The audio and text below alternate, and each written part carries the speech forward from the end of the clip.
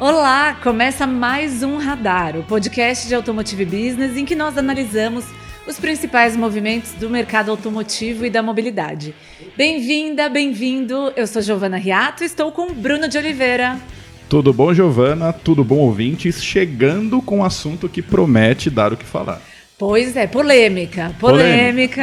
Nós vamos falar neste episódio sobre uma movimentação de montadoras e concessionárias para mudar a dinâmica da distribuição de veículos no Brasil. Então, nós conversamos sobre como as montadoras enxergam uma nova oportunidade em vender diretamente para o consumidor, sem a intermediação da concessionária.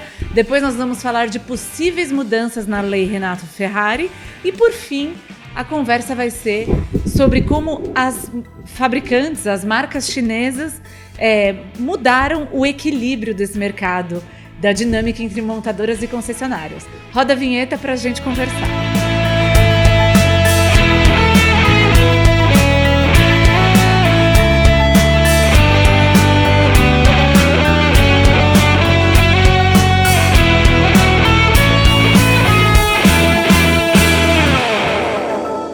Bom, há muito tempo a dinâmica do mercado automotiva é a mesma, né, Brunão? As montadoras produzem veículos ou importam veículos ou, enfim, fazem o que for, criam seus produtos e tem sua rede de distribuição, sua rede de concessionárias que vende para o consumidor final, para nós mortais, eu e você.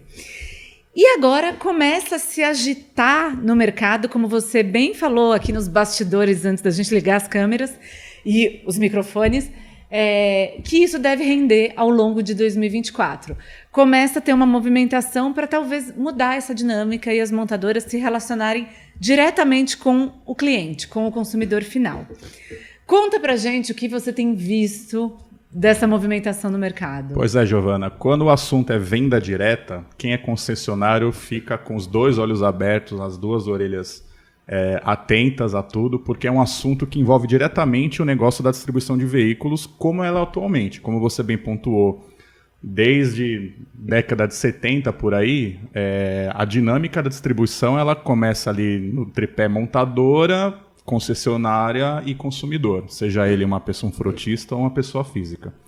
O tempo passou, o mercado também mudou e algumas questões que a gente vai pontuar aqui hoje nesse episódio do Radar, elas indicam que existem lados nessa história que defendem que é preciso mudar essa dinâmica. A concessionária eventualmente exercer um outro papel, claro, ainda representando um agente importante na venda e distribuição de veículos, só que de uma outra forma, porque se entende que o mercado mudou e é preciso também se modernizar essa relação. Então, o que está acontecendo no momento? O que está acontecendo no momento é o seguinte: da mesma forma que as montadoras começaram a vender diretamente veículos para a pessoa jurídica, e isso acabou na época, aí tem mais ou menos uns 4 anos que isso começou de uma forma mais intensa.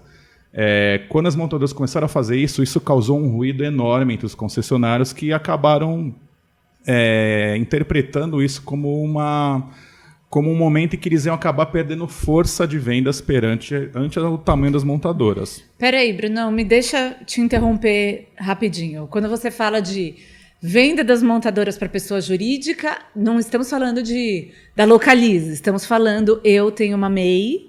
Não, estamos falando do MEI e estamos falando da Localiza. Tá. Ou seja, quem tem um CNPJ, okay, independente do tamanho. Mas quando isso aconteceu, as montadoras começaram a ver uma oportunidade de fechar negócio diretamente com grandes frotistas. Daí você citou uma grande locadora, e isso envolveu ou as demais também, até as pequenas, enfim, isso envolveu a maioria dos frotistas aqui no Brasil. As montadoras viram um filão, começaram a explorar e isso acabou acendendo um alerta aos concessionários que começaram a pensar assim, poxa, se a montadora está vendendo diretamente para esses clientes, o meu papel nesse processo está diminuindo de alguma forma. As montadoras na época se defendiam falando, olha, não, embora seja a montadora que está fechando o negócio diretamente com esses clientes, eles vão ser entregues para esse cliente via concessionária, e a concessionária consegue embutir o seu serviço, etc, etc, etc. Não foi muito bem digerido na época, E acabou se dando sequência a essa prática de uma forma meio que assim, não temos muito o que fazer, enfim, não temos muitas opções, vamos continuar. Com o passar do tempo, as vendas diretas para a pessoa jurídica ganharam força a ponto de sustentar basicamente as vendas no mercado nacional. Se a gente pegar um dado mais recente aí de Renavan, por exemplo, até os dados que a própria FenaBrave, que é a Associação dos Concessionários, divulga todo mês, as vendas diretas elas sempre ficaram ali próximo de 50% do todo licenciado no país. Sim, recentemente, com a pandemia, no período pandêmico e pós agora, é uma presença muito maior, né? Próxima de 50%, sim, de fato. Poderia ser até, dizem que até poderia ser muito mais do que isso, mas enfim, para se manter uma boa relação entre montadora e sua rede, isso acaba ficando ali nos 50%. Só que, como eu falei, isso acabou ganhando tamanha proporção que hoje é um pilar importante das vendas de veículos novos no país. Metade das vendas ocorre via direta para frotistas. E aí vale assim, só a ressalva para a gente ver como o nosso mercado, pensando no consumidor final, está fraco, né? Porque aí tem as vendas de produtos de maior valor agregado, que são feitas para o pessoal que de fato tem um valor maior para investir e tudo mais, mas aquela venda massiva, consumidor final comprando, de fato está bem desacelerado. Sim, aqui chamam de a venda a varejo, né? Sim. Essa venda está muito fraca, a venda em ponto de venda, a venda física ali do consumidor indo no showroom, então essa venda ela não conseguiu retomar um patamar que era visto ali antes da pandemia.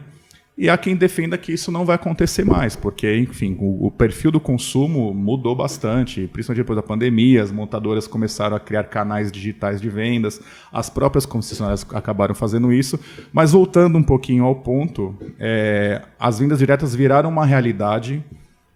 Se chegou ali, a FenaBrave, que representa as concessionárias, chegou a fazer alguns comentários na época falando que o setor estava diminuindo de tamanho, que antes, se não me engano, eram mais de 7 mil lojas, isso caiu para 4. Sim. Enfim, mas como eu falei, era a opção que tinha, não tinha uma alternativa. Então, se o único canal de vendas que está funcionando é esse, vamos apostar nele, e foi o que aconteceu.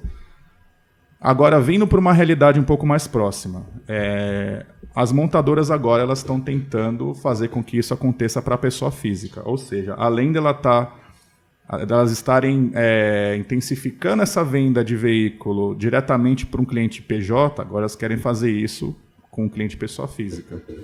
E isso aí já de alguma forma abre um pouquinho essa ferida que estava ali já de alguma forma aberta nos concessionários. Se os concessionários lá atrás estavam preocupados de que a venda direta para a pessoa jurídica ia prejudicar o volume de vendas ou acho que seria até mais razoável dizer que ia diminuir a força de vendas da concessionária, agora com pessoa física isso acaba criando um ruído maior, porque daí a gente está envolvendo a outra ponta que faltava, né?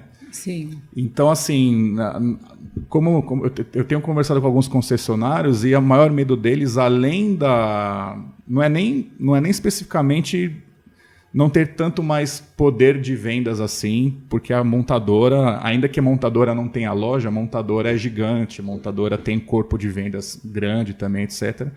Assim, funcionários em departamento de vendas e tudo mais. Só que o grande temor é o que vai ser da concessionária daqui para frente, eventualmente, se isso ganhar força.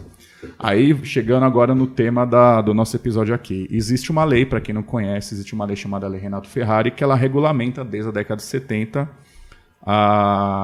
essa relação comercial entre montadoras e sua rede de distribuição. Essa lei ela tem vários artigos, vários tópicos que, de alguma forma, garantem para a concessionária um cenário de previsibilidade de vendas. Então, se eu tenho uma loja aqui, o concorrente não pode abrir uma loja tantos quilômetros, tantos metros próximo, daí você garante ali um certo espaço, você tem que comprar estoque, enfim, tem toda uma relação que cada montadora, por meio de convenções, ela entra em acordo com a sua rede de concessionárias. Então, com essa possibilidade agora da venda direta para a pessoa física, os concessionários estão um pouco assim, o que vai ser da gente? Como é que vai ser essa relação daqui para frente? O que vai acontecer se as montadoras conseguirem de fato fazer com que eventualmente a lei Renato Ferrari seja um pouco mais flexível nesse ponto? Então, assim, é isso que vai ser discutido daqui para frente. Interessante.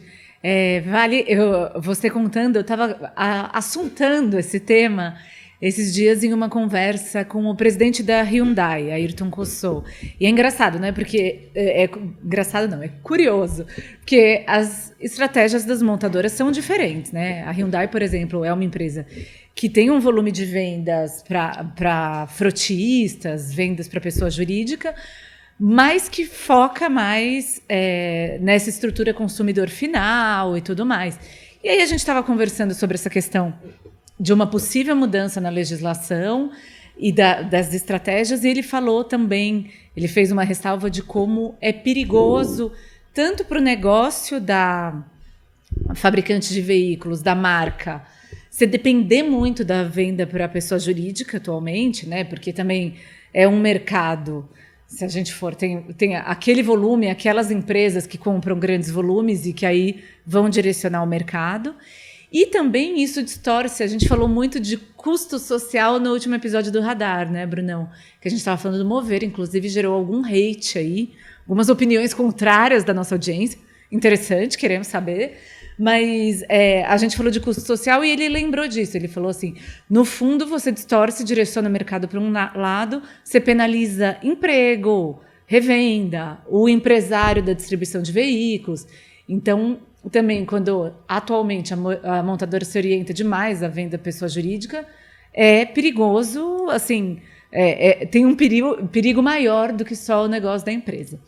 Mas aí trazendo, então, conte para nós, elucide essa questão da Lei Renato Ferrari, porque isso é uma discussão que acontece desde sempre no setor automotivo. O concessionário sempre, como você disse, arregala os olhos, as montadoras estão sempre, de certa forma, tentando trazer esse tema, mas recentemente, no comecinho aí desse ano, a gente teve uma movimentação importante. O que tem acontecido? Sim, uma movimentação muito importante que, inclusive, pegou muita gente de surpresa, isso que eu tenho escutado nas minhas apurações. Mas, assim, vou só voltando um passo pequeno atrás, o mercado está em transformação, o mercado está passando por um momento disruptivo, um termo que está até na moda aí, né? Sim. Enfim. E o que está acontecendo é um pouco fruto disso. Você imagina que um mercado que em determinado momento foi de mais do que de 3, quase 4 milhões de unidades ano, se chegou nesse ponto em algum momento e hoje está em 2, acho que existe um certo desespero ali, principalmente com tudo aquilo que se viu na pandemia de se vender mais veículos. E com questão de crédito, o consumo não está tão aquecido, tudo isso que a gente já vem veiculando há algum tempo nas nossas reportagens aqui na Automotive Business, essa coisa do consumidor não conseguir acessar crédito, financiamento caro, o varejo fortemente impactado por causa disso, montadoras e concessionárias estão buscando aí brechas e oportunidades para se vender mais. Sim. Isso é um ponto. Para melhorar as margens. Sim, né? Claro. Tem fábrica para sustentar, tem fornecedor, enfim. Tem toda uma engrenagem que precisa girar. Só que, assim, em determinado momento, a grande salvação dessa lavoura tem sido a venda direta. Então, assim, eu acho que chegou num momento em que todo mundo está pensando assim, olha, se isso é uma opção de se vender mais, a gente tem que criar condições de aproveitar isso e não manter o status quo. Sim. Que seria manter essa relação já de quase 40 anos, se a gente levar em consideração a data da criação da Lei Renato Ferrari, que, se não me engano, é de 1979. Mas o que está acontecendo agora? A bomba que caiu em janeiro foi a seguinte, que a Procuradoria-Geral da União, PGR, fez um questionamento da lei alegando que alguns pontos da lei são inconstitucionais, que ferem aí a liberdade do consumidor de escolher onde comprar e como comprar, enfim, tem uma série de questionamentos que foram levados até o STF. Essa denúncia, entre aspas, foi aceita pelo Supremo, está sendo até avaliada, está nas mãos, falando de uma forma mais menos empolada. Está nas mãos do Fachin para avaliar isso. E isso caiu como uma bomba porque ninguém esperava que em algum momento essa lei que rege há quase 40 anos as relações comerciais entre montadoras e concessionárias, em algum momento ela pode acabar, caso o STF julgue procedente essas acusações. Imagina só cair de uma hora para outra, né? Sim. O auê que vai virar. Sim, isso pode acontecer. Por que não? É claro que vão lutar de várias formas. De um lado e de outro. Mas isso pode acontecer. Então isso acendeu alerta tanto nas montadoras quanto nas concessionárias, principalmente nas concessionárias que de alguma forma estão à mercê aí de uma decisão na altíssima instância do país de que uma lei ali que está ligada diretamente ao seu negócio pode mudar. Aí eu conversei com algumas fontes do setor e o que foi me dito quase que assim pela maioria dessas fontes, que existe um consenso tanto na parte do lado das montadoras e do lado das concessionárias de que a lei Ferrari ela tem que seguir existindo. Isso é um consenso. Ninguém sabe como essa pauta apareceu lá na PGR nesse momento. Misterioso. Misterioso, mas nós sabemos que lá em Brasília existe um aeroporto, aviões pousam, aviões decolam, existem gente vai, gente volta. Vem e volta, existem entidades que têm departamentos lá, mantêm sede lá, enfim, pessoas vão, como você falou, e de alguma forma essa pauta apareceu curiosamente neste momento lá na PGR e depois agora no STF. Então, o que eu tenho apurado é o seguinte, que as montadoras defendem que a lei Renato Ferrari tem que continuar existindo. E, obviamente, as concessionárias também querem que ela continue existindo até para se manter o que existe hoje, que a duras penas ainda garante algum tipo de renda para o negócio delas. Por outro lado, existe também um consenso de que a lei ela precisa passar por uma espécie de modernização, porque ela foi criada num contexto da década de 70 que não é mais o contexto da década a década 20 do século 21, né? Então, ambos os lados já estão conversando, claro, ainda de forma preliminar, e as conversas ganharam intensidade a partir do momento que apareceu essa bomba aí da Procuradoria-Geral da União. E o que essas conversas estão... O que está acontecendo? Quais que são os temas discutidos? Principalmente, pelo que eu apurei, é o que podemos modernizar. Olha, como é que a gente pode pegar esse texto da Lei Renato Ferrari, que tem uma série de artigos, o que a gente pode suprimir, porque já não tem mais nada a ver, o que a gente pode adicionar, já adequando para uma realidade. Então, essa conversa está existindo. Por quê? Porque, no final das contas, eles querem chegar num consenso, chegar num texto final, bater lá na porta do STF e falar, olha, vamos conversar? A gente chegou numa conclusão de que a lei ela deveria mudar, não ser extinta, mas os pontos têm que ser esses aqui para não ferir nenhum dos dois lados. Porque, de fato, a montadora depende da concessionária para existir, porque a concessionária tem a capilaridade, né, do mercado, enfim, uma coisa que a montadora não tem. E a rede, enfim, né, depende da concessionária por causa do produto, obviamente. Então, está sendo discutido isso nesse momento, né, das duas partes aí chegarem numa conclusão de que é preciso modificar, agora estão vendo modificar o quê? Chegar numa espinha ali de que não interfira tanto nos interesses das concessionárias e também atenda aos interesses da montadora, que sim, quer vender mais. Sim. Entendeu? E se havia... É o interesse justo. Sim, e se havia a venda direta, por que não? Aí eu estava até comentando com você, eu estava resgatando no ano passado, naquela nuvem, né, que foi a discussão em torno do carro popular, do grande plano nacional de socorro às montadoras. Eu entrevistei o presidente da Anfávia, o Márcio de Lima Leite, até vou pedir para o nosso querido Marcos Ambroselli colocar o QR Code aqui na tela, ele defendendo que uma das formas, naquele momento, naquele contexto, uma das formas de se estimular o mercado, fazer com que o mercado consuma mais na ponta, apesar de todo o cenário de crédito e etc., é vender para a pessoa física diretamente. Então, isso foi aventado ano passado. Um representante das montadoras falou isso abertamente. Então, assim, acho que isso só mostra como está explícita essa vontade de que, olha, a gente quer turbinar a venda. E se isso for um canal, for um mecanismo, vamos lá. Sim. Entendeu?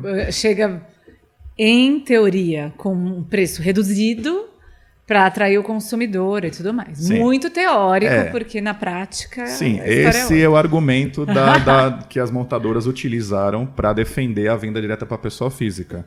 Olha, se a gente conseguir isso é algo que é bom destacar aqui para quem está nos acompanhando. Isso é impedido pela Lei Renato Ferrari. A Lei Renato Ferrari ela tem travas para que isso aconteça, porque tem que respeitar a presença do concessionário no processo. Sim. Basicamente é isso. Eu não decorei o artigo não literalmente que fala isso, mas a trava é justamente essa. A venda tem que passar pelo concessionário. Sim. Então, assim, a venda direta para a pessoa física, ela tem essa barreira. Esse é o argumento que as montadoras estão utilizando para defender de que sim, é preciso de alguma forma chegar num denominador comum para se vender diretamente para a pessoa física sem ferir muito os interesses das concessionárias. E qual que é esse argumento? O argumento é que é o seguinte, existem basicamente duas tabelas de preço. Uma tabela de preço ali mais próxima do que foi o custo para se produzir o veículo, com alguma margem, e uma outra tabela, a tabela de preço sugerido, que é a tabela que as concessionárias utilizam para vender. Então, esse preço de custo, eventualmente, ele é menor do que esse preço sugerido. Então, o que é que a montadora defende? Bom, se eu conseguir vender diretamente para o cliente final, pessoa física, eu vou utilizar esse valor, entre aspas, de custo. Então, a minha carga tributária delas vai incidir nesse valor menor. E uma vez incidindo num valor menor, essa diferença para o preço da tabela de preço sugerido vai proporcionar um desconto. Vou colocar dessa forma, né? Então elas falam assim, olha, então se a gente conseguir acessar essa venda direta para a pessoa física, a gente vai conseguir eventualmente reduzir o preço do veículo, vender veículo com um preço menor, né? Há controvérsias, né? Quem acompanha de perto o setor automotivo, principalmente nessa parte mais comercial, sabe que não é bem assim que funciona, mas é o que está sendo colocado na mesa, né? Olha, em nossa defesa, para se vender de forma direta, é que a gente vai poder baratear o preço. Então, vamos conversar e tal. Então, é mais ou menos por aí que tá seguindo, né? Muito bom. Eu acho que a gente pode ir encaminhando para o último bloco aqui, né, da nossa conversa, Brunão. Uma coisa que é essencial a gente abordar é como a fórmula das marcas chinesas BYD e GWM tem estremecido esse mercado, né? Porque elas não trabalham, elas criaram uma outra dinâmica ao ter a oportunidade de desenvolver uma nova rede de concessionárias. Essas empresas criaram uma nova dinâmica que não está dentro, não é regida pela Lei Ferrari. E essa dinâmica tem mostrado para os concessionários como há novas oportunidades, sem tantas amarras, sem ter que cumprir tantos pré-requisitos, sem precisar comprar lotes de carros. Então, os concessionários têm conseguido resultados interessantes e também têm mostrado para outras montadoras que é possível fazer diferente, ter uma margem melhor, ter um relacionamento mais próximo do consumidor final. Enfim, as chinesas bagunçaram aí a história e têm fomentado essa discussão. Conta pra gente como isso tem acontecido. Vamos lá. As chamadas newcomers, né? Sim. Você é do tempo que as newcomers eram Hyundai? Nossa, houve um tempo. Houve um tempo, né? Pois é, essas montadoras já não são mais as newcomers. Eu já peguei algumas levas de newcomers no Brasil. Estamos aqui, né, numa nova. Pois é, então essas montadoras que estão chegando no Brasil nesse momento, GWM, BYD, etc., elas estão construindo suas redes de distribuição.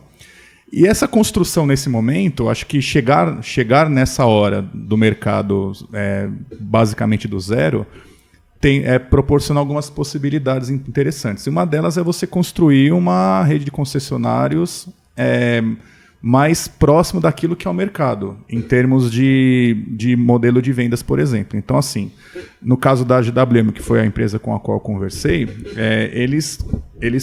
as relações são regidas pela Lei Renato Ferrari, deixaram muito claro isso para mim. Só que na convenção de marca, que aí são os acordos internos que cada marca tem com sua rede, eles já negociaram, por exemplo, olha, a gente vai poder vender diretamente para a pessoa física. Entre outras coisas, assim, eventualmente, aqui isso eu não tenho certeza, mas eventualmente, olha, você não é obrigado a comprar estoque. Você compra um lote de veículos, você vende, você ganha uma comissão, repassa para mim, montadora, um outro valor e a vida segue. E isso, de alguma forma, proporcionou um bom desempenho comercial para essas montadoras que, embora ainda não tenham produção local, e terão, elas já estão se dando bem, digamos assim, por meio desse modelo de negócio com veículos importados. E isso, de alguma forma, despertou a atenção das montadoras mais veteranas, entre aspas, né?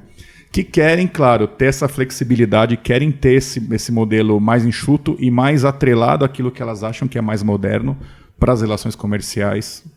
Só que a diferença é que se as chinesas estão conversando com pessoas novas, está formando tudo do zero, por outro lado, as veteranas têm redes mais consolidadas, mais antigas, famílias aí já de longa data no mercado, e você mudar essa estrutura do dia para a noite é mais complicado. Você tem mais pessoas, mais agentes envolvidos, e convencer todo mundo de que, olha, essa é a realidade mais interessante para o negócio, isso já custa um pouquinho. Sim. Só que, assim, novamente, como nós conversamos lá no começo desse episódio, todo mundo quer vender mais. Se esse for o caminho e o único caminho, vão ter que se adaptar. Só que vai custar um trabalho, porque você tem que conversar, muitas pessoas terão que ser convencidas disso, né?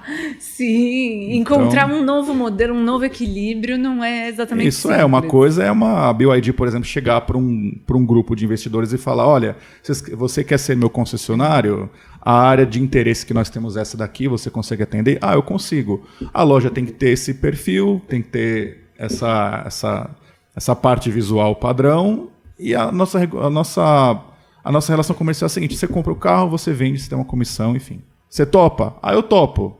O cara se programa, ele faz a conta ali, vê que é viável, beleza.